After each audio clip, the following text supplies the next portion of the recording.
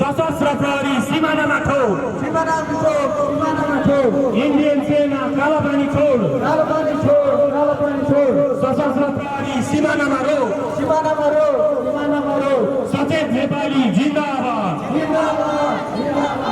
सिंह चुनाव दिन जिन्दाबाद सिंह चुनाव दिन जिन्दाबाद भ्रष्टाचारीलाई फाँसी देऊ भ्रष्टाचारीलाई फाँसी दे एमसीसी खारेज गर एमसीसी खारेज गर भ्रष्टाचारीलाई फाँसी दे एमसीसी खारेज गर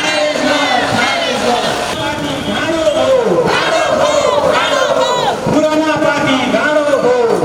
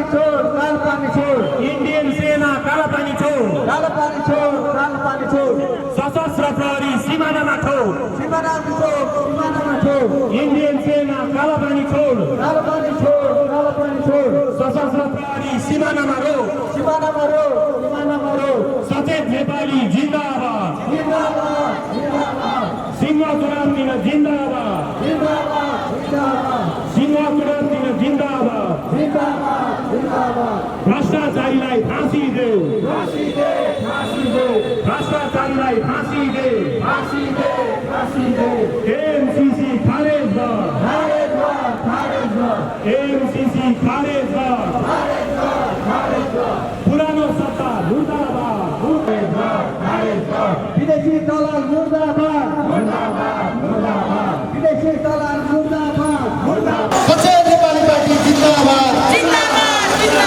सचेत नेपाली पार्टी जिन्दाबाद, सचेत नेपाली पार्टी जिन्दाबाद, भ्रष्ट सरकार मुर्दाबाद, विदेशी दलाल मुर्दाबाद, एमसीसी खारेज गर, एमसीसी खारेज गर, एमसीसी खारेज गर, भ्रष्ट सरकार मुर्दाबाद, सचेत नेपाली युवा जिन्दाबाद, सचेत नेपाली युवा जिन्दाबाद, सचेत नेपाली पार्टी जिन्दाबाद, सचेत नेपाली पार्टी जिन्दाबाद, सचेत नेपाली पार्टी जिन्दाबाद, भ्रष्ट सरकार मुर्दाबाद, भ्रष्ट सरकार मुर्दाबाद, एमसीसी खारेज गर, एमसीसी खारेज गर, एमसीसी खारेज गर, एमसीसी खारेज गर, एमसीसी खारेज गर,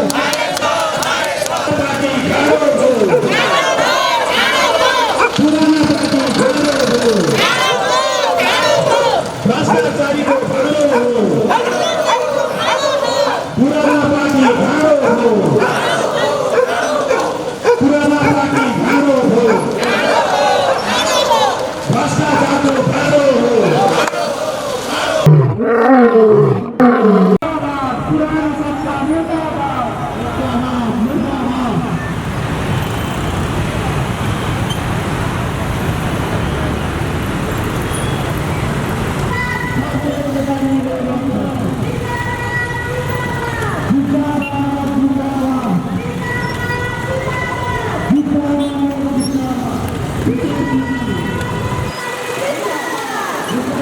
जय सचेत नेपाली, जय सचेत नेपाली युवा, जय सचेत नेपाली पार्टी।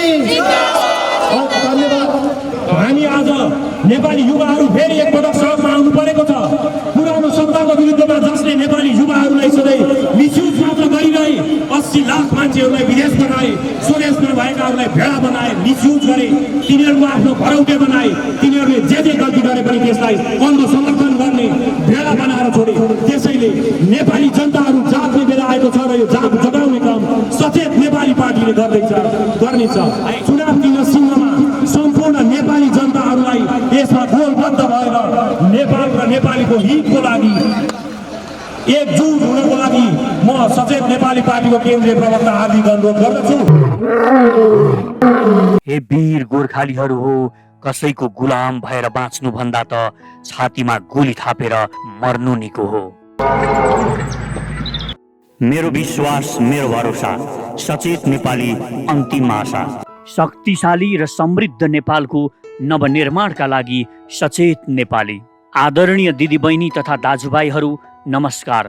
नेपालको अस्तित्व नै खतरामा परेको यस संवेदनशील घडीमा विदेशी दलाल, भ्रष्ट र घुसखोर माफियाहरूको भण्डाफोर गर्दै देशभक्तिको भावना नेपाली जनजनमा पुर्याउनु अति आवश्यक भएपछि हामीले सर्वपहिचानवाद, नागरिक समाजवाद र समतावादको नयाँ सिद्धान्त आविष्कार गरेर सचेत नेपाली पार्टी गठन गरेका छौँ। निर्वाचन आयोगमा दर्ता भएर सचेत नेपाली पार्टीले चुनाव चिन्ह पनि प्राप्त गरिसकेको छ। साहसको प्रतीक सिंह यस सचेत नेपाली पार्टीको चुनाव चिन्ह हो। आज हाम्रो देशले कुनै पनि क्षेत्रमा प्रगति गर्न नसक्नुको मुख्य कारण भनेको अहिले हाम्रो देशमा जति पनि पार्टी छन् तिनले सही सिद्धान्त अङ्गीकार गर्न सकेका छैनन्। उनीहरूले अँगालेको विचार र सिद्धान्त नै गलत छ। एउटा रुटको गाडी चढेर अर्को स्थानमा कहिल्यै पनि पुग्न सकिँदैन। गलत सिद्धान्तबाट सही परिणाम आउँदैन। गलत विचारले पदलोलुप, विदेशी दलाल, लुटेरा, पाखण्डी र भ्रष्टहरू नै जन्मन्छन्। यस आखिर किन? किनकि फरक परिणामका लागि फरक विचार चाहिन्छ। उड्न चाहनेले बसेको हाँगो छोड्ने साहस गर्नुपर्छ। त्यसैले 70 वर्षदेखिका भ्रष्ट र विदेशी दलाल, पुराना पार्टी र तिनका नेताको भण्डाफोर गर्दै नेपाल र नेपालीको लागि 21औं शताब्दीको सुहाउँदिलो नयाँ विचार सर्वपहिचानवाद, नागरिक समाजवाद र समतावादका नयाँ सिद्धान्त प्रतिपादन गरेर तीव्र गतिमा फैलिरहेको वैकल्पिक शक्ति हो सचेत नेपाली पार्टी। हामी नेपाललाई फेरि शक्तिशाली, महान र ग्रेटर नेपाल बनाउन चाहन्छौँ। लामो अनुसन्धानपछि हामीले यो देश कुन लाइनबाट हिँडेर बनाउन सकिन्छ भनेर नयाँ सिद्धान्त प्रतिपादन गरेका छौँ। यो सही विचारलाई साथ समर्थन र टेवा पुर्याउनुहोस्। आफ्नो व्यापार व्यवसाय गर्दै पनि सक्रिय हुन सक्नुहुन्छ भने सक्रियतापूर्वक आउनुहोस्। तपाईँ विदेशमा या आफ्नो उद्यममा व्यस्त हुनुहुन्छ भने सचेत नेपालीले लिएको बुलन्द आवाजलाई जनतामा पुर्याउनका लागि आर्थिक जोहो गरिदिन सक्नुहुन्छ भने तपाईँले थोर बहुत साथीभाइबाट सहयोग जुटाइदिन पनि सक्नुहुन्छ। यो चुप लागेर बस्ने समय भने हुँदै होइन। हामी मानिस सुध्रिन्छ, इमान्दार र नैतिकवान नेता आएर राजनीति सुधार्छ र देश सपार्छ भन्ने भ्रममा छैनौँ। यस्तो भ्रममा नरहन पनि म सबैलाई अनुरोध गर्छु। हामी कस्तो कठोर सिस्टम बनाउन चाहन्छौँ भने भ्रष्ट, माफिया, देशद्रोही, लुटेरा र पाखण्डीहरू कुनै पनि हालतमा उम्किन सक्दैनन्। हामी त्यस्ता भ्रष्टको 7 पुस्ताले भ्रष्टाचार गर्न नसक्ने गरी कोर्रा लगाउँछौँ। इमान्दार मानिस खोज्नमा समय बर्बाद नगर्नुहोस्। सही सिस्टम र उम्किनै नसक्ने कठोर नियम बनाएर गलत गर्नै नसक्ने स्थिति सिर्जना गरिदिनुहोस् र यो सचेत नेपालीले गर्न चाहन्छ। र आउनुहोस्, जुटौँ, हिम्मत गरौँ। हामी सानो छौँ तर हामी शक्ति हौँ। यो देशमा आमूल परिवर्तन हाम्रै हातबाट गर्नु छ। परिवर्तन सम्भव छ र त्यो हामीले नै गर्नु छ। यो देशले तपाईँ हामी जस्ता सचेत युवाहरूलाई पर्खिरहेको छ। हामीलाई विश्वास छ यो देशलाई मुक्त र यो देशको परिवर्तन हामीबाटै हुनु छ। अब हामी सचेत नेपाली मिलेर नेपालको नवनिर्माण गर्नु छ।